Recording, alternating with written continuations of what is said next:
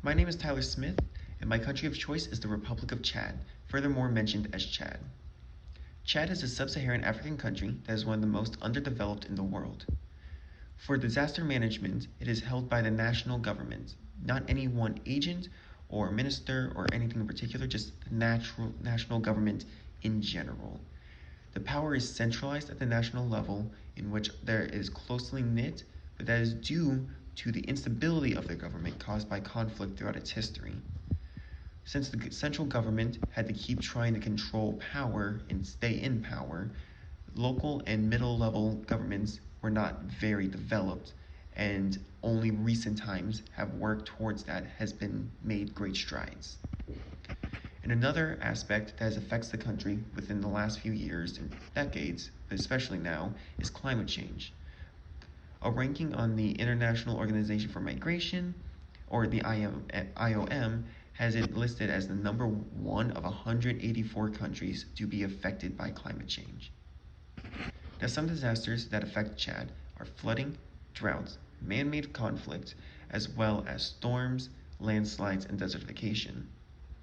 Just last year, as shown on the leftmost picture, the capital of Chad and most regions of Chad had a record flooding that destroyed hundreds of thousands of dollars and displaced just as many people, leaving a lot of damage and security being left unattended. It was a very disastrous event that was amplified by climate change as well as effects from drought. As you can see in the middle picture, drought can cause the ground to dry, and the dry ground can't absorb water as well, leading to the flooding being even worse. So these two natural disasters collide with each other, making an overall worse aspect. And as mentioned before, conflict is part of its history, and they are working to try and maintain peace, though rebels and bandits still attack. Now, some obstacles are low healthcare, low education, and a language barrier. As an underdeveloped country, almost half of the population lives in poverty and has not as many resources as most other countries. And with 200 tribes with almost as many languages, a language barrier makes coordination very difficult. Now, some participants outside of the government is the military.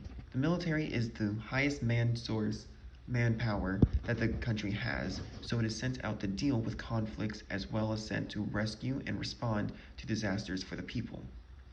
But other organizations, such as Doctors Without Borders and the UN IOM, are organizations that come to help.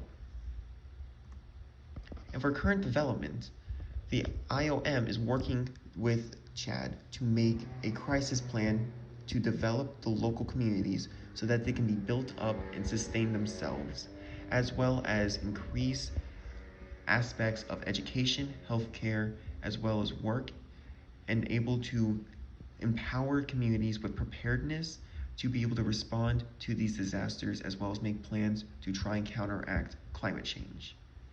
For more information, the IOM has a great site to be able to learn more about their crisis plan, as well as the future steps they will be taking. Here are my citations, and thank you for listening.